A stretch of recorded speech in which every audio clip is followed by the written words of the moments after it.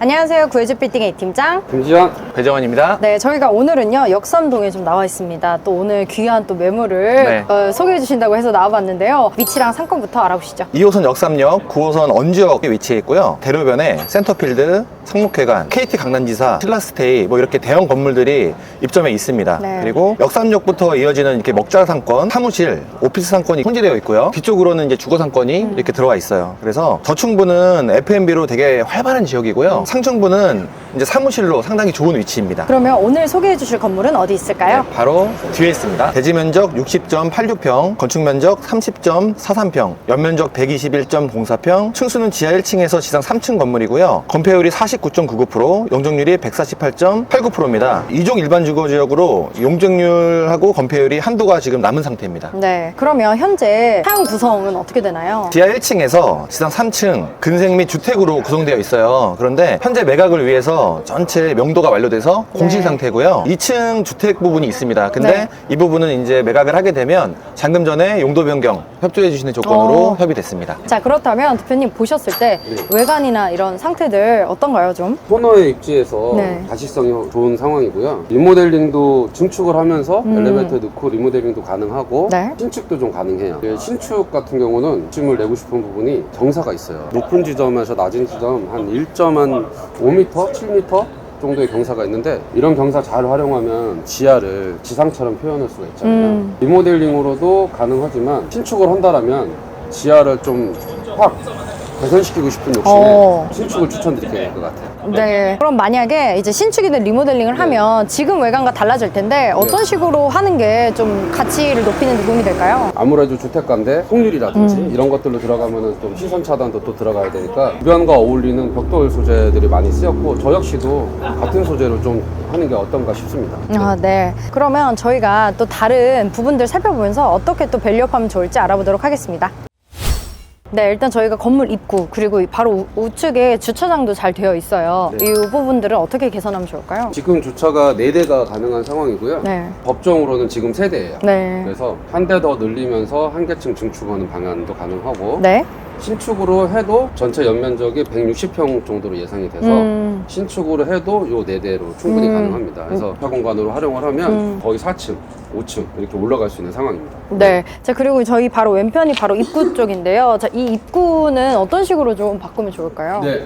리모델링 전제하로 그냥 좀 설명을 드릴게요. 신축은 좀 많은 게 바뀌겠지만 문의를 주시면 저 가설계 저희 자료를 좀 보여드리게 될 것 같고요. 계단이 조금 단계단 올라가는 단점이 있어요. 그래서 좀 비용을 절약해서 최소한의 비용으로 리모델링 한다면 지금 4계단, 5계단 정도 올라가는 건 괜찮거든요. 4, 5계단 올라가고 엘리베이터 설치해서 올라가는 것도 괜찮고 지금 이 계단실을 아예 철거를 해서 일자로 딱 진입을 하고 장애인 엘리베이터 넣고 그런 면적들을 중축으로 또 활용하는 방법 그런 것도 다 가능합니다. 좀 여러 가지를 두 가지를 또 선택할 수 있겠네요. 비용 투자 여러 개 맞춰서 하면 될 것 같아요. 네. 이어서 지하 공간이랑 다른 공간들도 한번 살펴보도록 하겠습니다.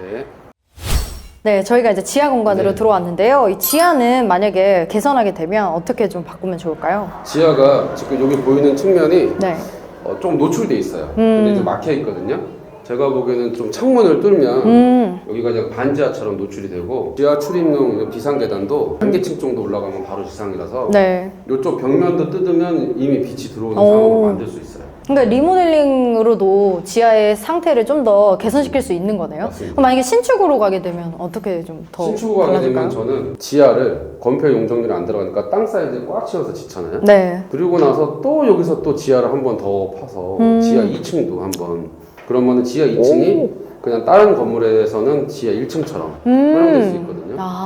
재미난 설계가 나올 수 있는 땅 같아요. 그런 부분들 다양하게 좀 선택하실 수 있는 사항들이 있네요. 자, 그러면 저희가 또 다른 층도 한번 살펴보도록 하겠습니다.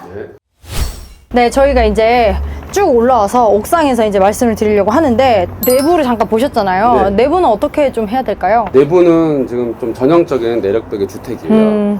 그래서 다행히 철근 콘크리트 내력벽은 아니고 조적벽체라서 철거는 좀 수월한 편인데 네. 어찌됐든 이제 두 개 층은 구조 보강이 필요하고 용적률을 다 못 찾았으니 증축이 필요한 상황이죠. 옥상 같은 경우는 어떻게 계산하면 좋을까요? 옥상은 지금 이렇게 서 있는 옥상 자체가 4층으로 네. 전용 공간으로 증축이 될 거고 옥상은 요 위에 전 한 개 층 위에 올라가는 상황이 되겠죠. 층이 높아서 시야적으로 좋을 것 같다는 생각이 드네요. 맞습니다. 자, 그러면 이렇게 공사를 진행하는 데 있어서 리모델링과 신축으로 봤을 때 대표님은 신축이 더 좋다고 생각하시나요? 저라면 신축을 할 것 같아요. 네. 건물이 리모델링으로 살리기에 좋은 여건이면 뭐 고민할 필요가 없어요. 근데 지금 이 건물은 리모델링으로 살리기에는 땅의 가치가 너무 좋아요. 이게 무슨 말이냐면 저렴한 땅이라면 건물 리모델링해서 저렴하게 살리겠어 라고 하는데 땅이 되게 좋은 자리다 보니까 최상의 컨디션을 뽑아내고 싶은 저희 건축하는 사람의 입장이고 제가 사용자라고 했을 때 상상이 드는 입장인 거예요. 네. 그래서 저는 너무 좋은 땅이기 때문에 최상의 컨디션을 뽑기 위해서 신축을 하는 게 어떤가 네. 라는 제 생각을 해봅니다. 이렇게 공사를 하게 되면요, 대표님, 공사 기간은 어느 정도나 걸릴까요? 신축으로 진행을 하게 되면 설계, 인허가, 힘이 네. 6개월 정도 과정을 좀 거치게 될 것 같고요. 네. 공사 기간은 1년 정도 봅니다. 그래서 보통은 저희가 잔금 기간을 중개팀에서 5에서 6개월 정도로 조율을 해드리니 네. 설계, 인허가 기간은 건물을 잔금 치르기 전에 과정을 거치면 되고 잔금 치르고 한 1년 정도 공사 네. 기간 거치면 전체적으로 공사가 마무리될 것 같아요. 네, 자, 이렇게 해서 이제 저희가 공사적인 측면 알아봤고요. 투자적인 측면도 이어서 알아보도록 하겠습니다.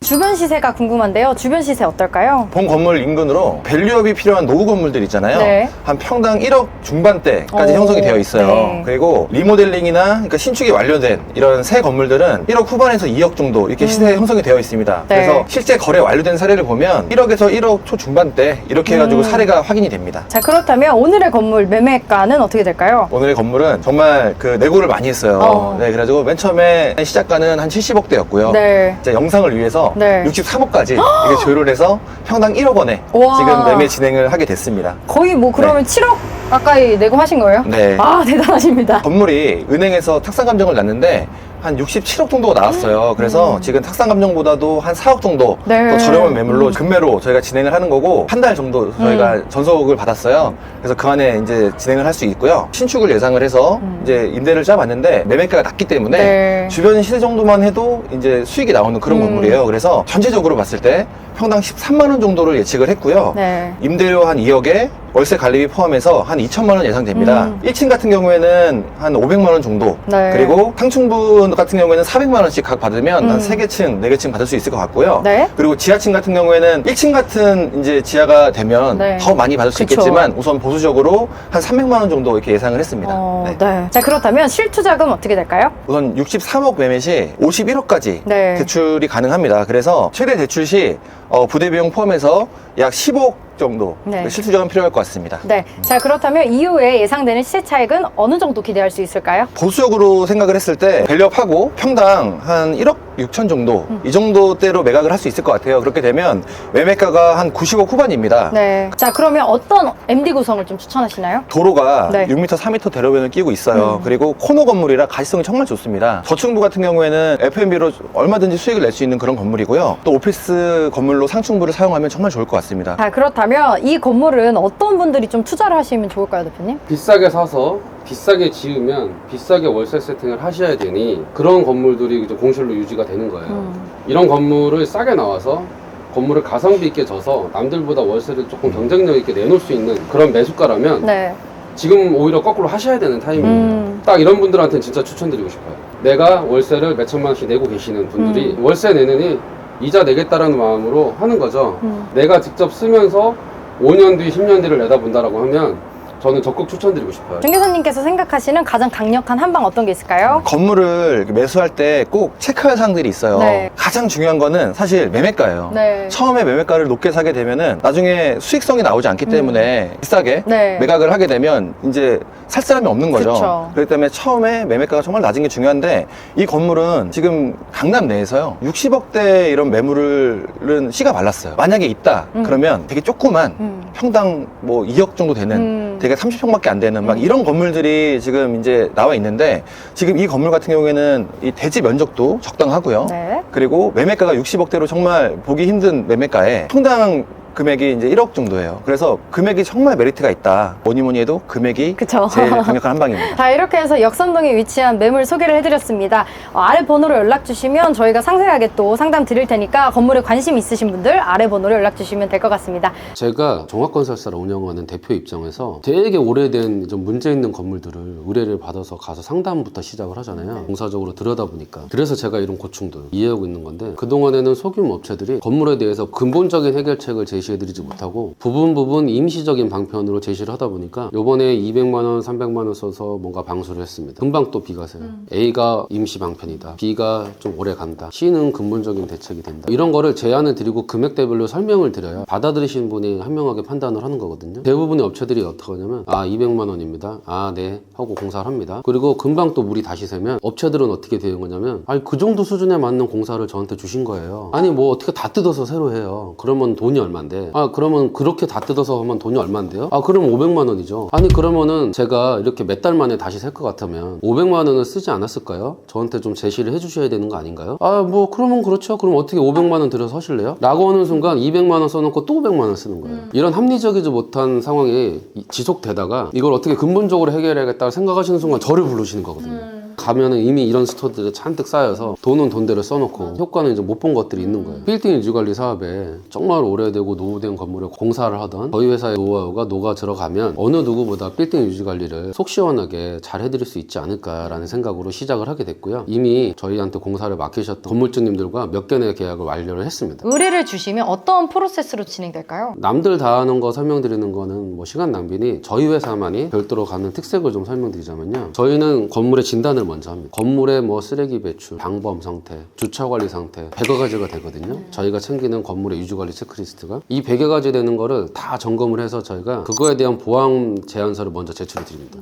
세입자들이 통제하에 있지 않은 아니면 전 건물주께서 우후죽순 설치한 냉난방 배관이 간판이 바깥으로 엉망이 돼 있는데 그게 누수의 원인이 되고 건물이 너무 지저분해서 건물 가치를 떨어뜨리고 새로운 세입자들이 들어오길 꺼려하는 상태다. 저희가 건물의 진단을 끝내서 제안을 드리는데 그 제안에는 절차와 시간과 비용까지 중간 역할을 하시는 유지관리 회사들은 기술자가 아니다 보니까 견적을 받아서 취합해서 제출만 하는 거고 대표님 이렇대요 라고 말씀만 드리는 거예요. 저희는 제출하는 순간 책임질 수 있으니 책임질 수 있는 저희가 명확히 제시를 해서 제출을 하는데 승인만 하면은 공사는 저희가 알아서 마무리를 하고 그 이후부터 새로 세팅되는 월세는 훨씬 개선된 건물에서 새로 세팅이 되니까 월세는 올라갈 것이고요. 또 더불어서 중개팀도 저희가 있잖아요. 이 중개팀에서는 어떤 부분들을 좀 도움을 받을 수 있을까요? 기존의 중개팀들은 매도와 매수, 빌딩 매매 중심으로 하고 있는데 매도와 매수를 하다 보니까 명도에 대한 노하우 또 자체적으로 저희 내부에 공사하는 현장에 대해서 임대를 맞추는 공실팀이 있잖아요. 중개사님들이 계시니 저희가 임대계약도 직접 경우에 따라서는 저희가 임대계약을 안 쓰는데도 임대계약서를 저희가 만들어 드리는 경우도 많아요. 건물주님 편에 서 있으니까 건물주님 편에 서서 철저하게 임대계약을 맞아드리는 그런 역할들을 저희 중개팀이 빌딩 유지관리 사업에 개입을 해서 적극적으로 해서 진행을 하게 될 겁니다. 500만 원 건물의 월세가 건물 전체 가치 15억에서 20억 가치가 있어요. 건물 검체 가치평가하는 수익률의 기준이잖아요. 그렇게 비교하자면 이 월세를 떨어뜨리지 않는 유지관리 행위 이 행위 자체가 몇십억의 파생적인 효과가 갖고 있다라고 이해하시면 됩니다. 그래서 나중에 되팔 때 내가 그동안에 유지관리를 맡겨서 월세도 잘 받았다. 개인적인 시간도 아꼈다. 근데 내가 이 덕택에 몇십억 더 붙여서 팔 수 있구나. 종합적으로 후회 없는 선택이 되실 거라고 생각이 듭니다. 자, 그럼 저희는 다음번에 더 좋은 현장에서 또 인사드리도록 하겠습니다.